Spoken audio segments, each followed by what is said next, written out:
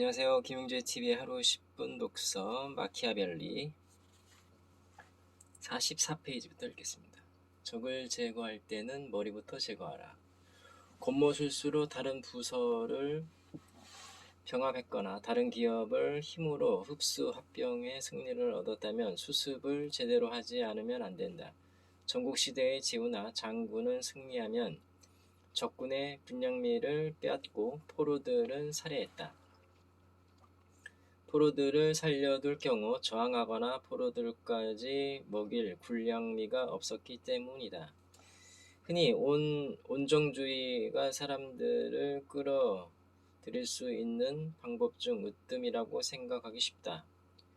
그러나 온정은 사람들을 감동시킬 수 있을지 모르지만 문제가 생겼을 때 적극적인 해결 방법이 되기 어려우며 응석이나 경시를 키우는 원인이 될 수 있다.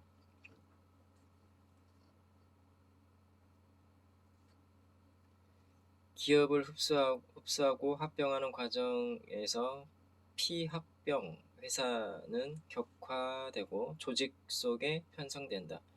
불평과 반발이 생기기 쉽고 자포자기와 같은 마이너스적 감정을 낳는다. 이 상황이 어쩔 수 없다 하더라도 이를 막기 위해서는 피합병 회사의 간부가 힘을 쓰지 못하게 해야 한다. 그때 간부의 유능함과 무능함을 따질 필요 없다. 표면적 이유는 연대 책임이지만 사실은 밑에 있는 직원들의 불만을 일으키는 원인이 될 수 있기 때문이다. 조직 안에 있는 사람은 머리가 없으면 아무것도 할 수가 없다.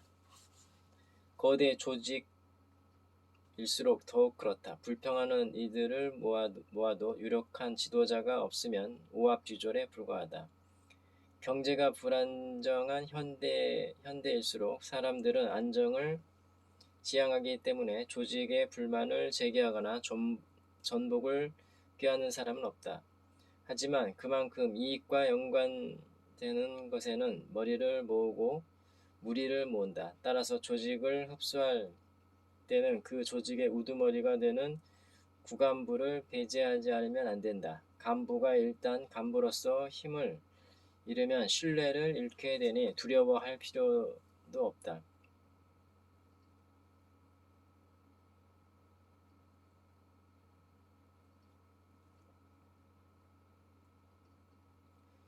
회사 내의 경쟁도 같다. 어느 중견 회사에 동시에 입사한 A와 B가 있다. 그들은 같은 대학을 나왔고 재능도 엇비슷했다. 사람들은 모두 촉망받는 두 사람이 회사를 짊어지고 갈 인재임을 인정했다. 그들이 승진하고 한 단계씩 올라갈수록 두 사람의 우정의 그늘이 지기 시작했다. 두 사람이 동시에 사장이 될 수 없었기 때문이다. 그때 A는 교묘한 수를 두었고 표면적으로는 B를 치켜세웠다. 사람은 목이 없으면 머리를 지탱할 수 없고 살 수 없다. A는 B의 목이 인맥이라고 생각했다. 부장 사이에도 라이벌이 있고 상무 사이에도 라이벌이 있다. A는 이 라이벌의 관계를 이용했다. 직접 B를 견제하는 것보다 B의 인맥을 무너뜨려 자연스럽게 그의 존재를 밖으로 밀어내는 데 성공했다. 우선 승리를 얻어 적이 다시 군대를 조직할 수 없도록 전멸시키면 걱정되는 것은 군주뿐이다. 그러나 군주가 전멸하면 다른 사람이 민중의 신뢰를 얻기 힘들므로 두려워하지 않아도 된다.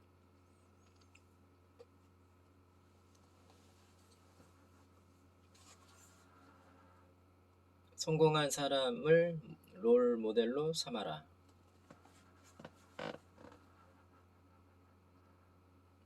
여기서 말하는 성공은 자신이 노력하여 목적을 이룬 사람들의 성공을 말한다.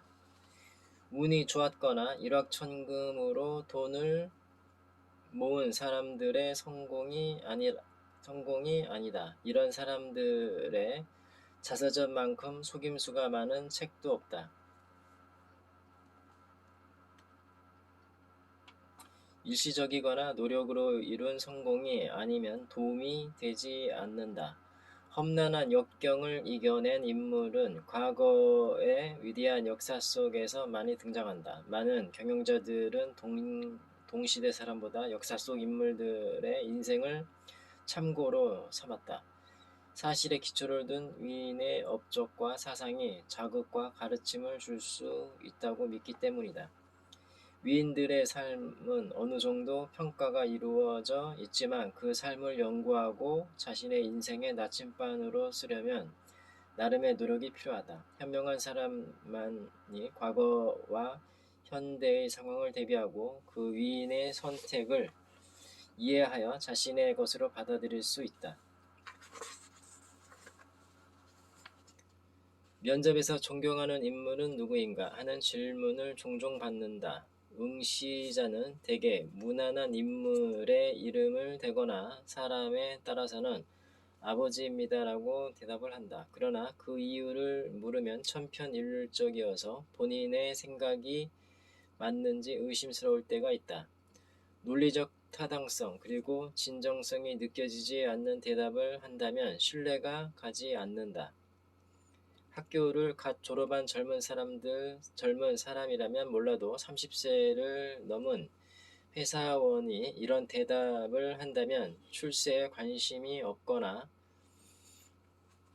경박해 보일 수 있다. 한 인물에 심취해 그 인물의 삶에 대한 태도, 노력을 모방하려면 충분한 연구와 진심 어린 공감이 있어야 한다. 자신이 위대한 인물과 분명히 다르며 그 뛰어남에 미치지 못함을 알아도 그 인물의 흉내를 내도록 해야 한다. 사고방식, 일처리 등은 물론이고 세심한 부분까지도 모방해야 한다. 이때 모방이 몸에 배이면 보다 가까이 그 인물의 삶을 본받을 수 있다. 모방은 수치스럽게 생각하거나 불필요하게 여길 필요가 전혀 없다. 어떻게 활용하느냐에 따라 최고의 전략이 될 수 있다. 현명한 사람은 언제나 위대한 인간이 걸어간 길을 걷고 성공한 사람을 모방해야 한다. 조직은 변화를 원하지 않는다.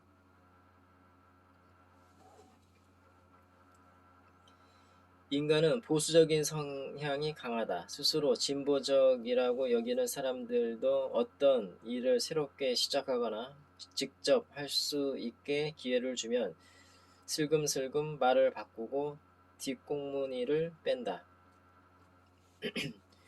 기업 경영 문제를 개선하기 위한 방법을 연구하는 사람이 있었다.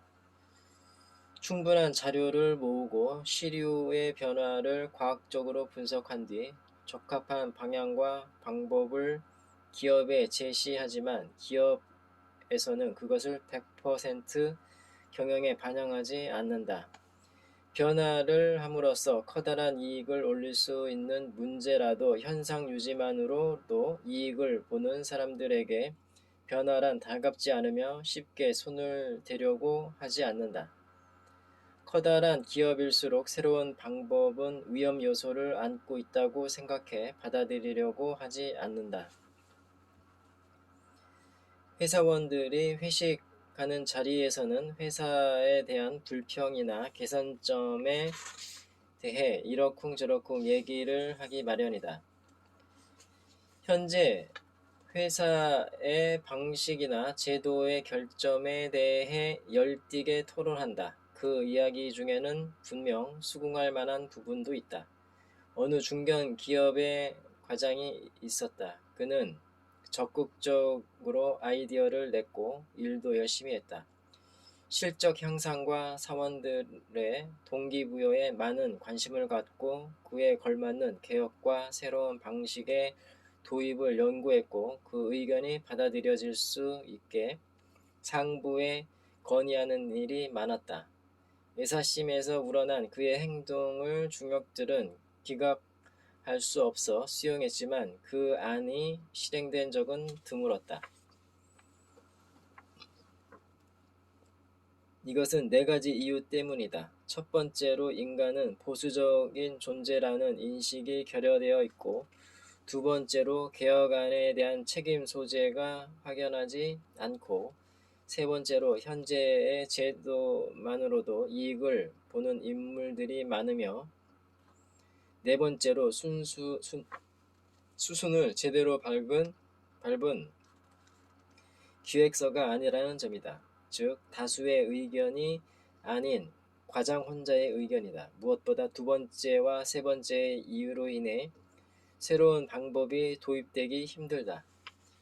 이는 과장만의 문제는 아니다. 조직이 갖고 있는 속성이며 변화를 이루어내고자 한다면 전술한 이유들을 충분히 고려하고 해결책을 생각해 놓아야 한다. 스스로 선두에 서서 새로운 제도를 도입하는 것만큼 실행이 어렵고 성공이 힘들며 실제 상황에서 위험한 것은 없다. 구 제도의 이익을 얻고 있는 사람들을 모두 적으로 돌리게 되고 신제도의 수익자는 신뢰하기에 충분치 않기 때문이다. 예, 오늘은 여기까지 읽겠습니다. 감사합니다. 김용재 TV였습니다.